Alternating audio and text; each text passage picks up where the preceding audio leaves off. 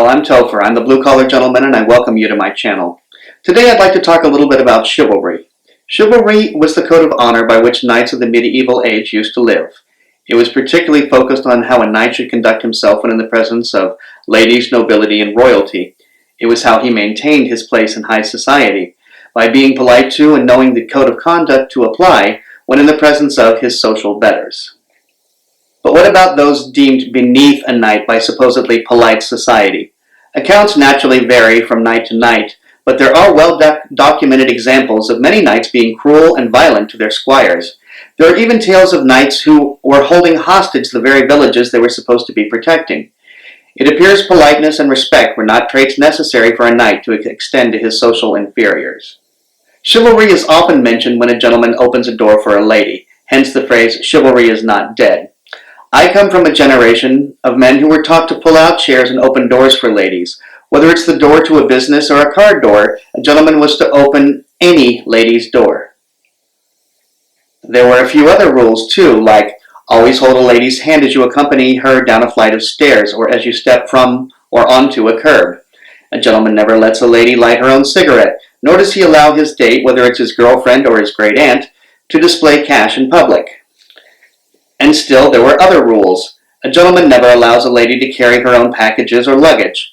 My mother expected me to surrender my seat to any lady standing, and when an older lady entered the room, I was expected to rise to my feet. I've heard of some ladies who nowadays feel when a man opens her door, he's implying she's incapable of performing the task. I've read of such ladies, but somehow I've yet to meet one, or at least meet one who vocalized such feelings. Usually when I hold open a door for a lady, I'm met with a warm thank you and a nice smile.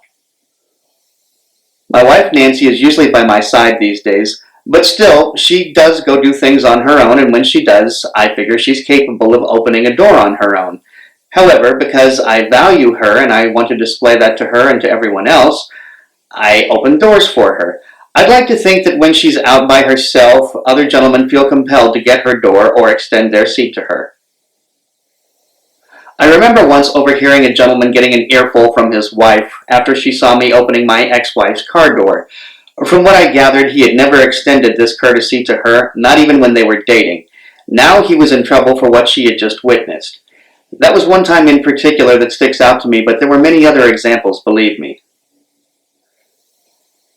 Getting back to the notion that a woman is less than a man or incapable of opening her own door, these are my thoughts on it. I would never force a woman to accept an open door. If it genuinely made her uncomfortable, it would be my responsibility as a gentleman to remember that while in her company. A gentleman is first and foremost supposed to make those around him comfortable.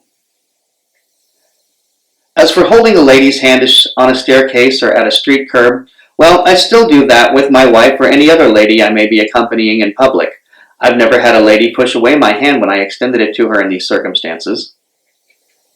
That's another thing. A gentleman only extends his hand for a lady to take in these few instances. If she does not extend her hand for, say, a handshake, he doesn't reach for it.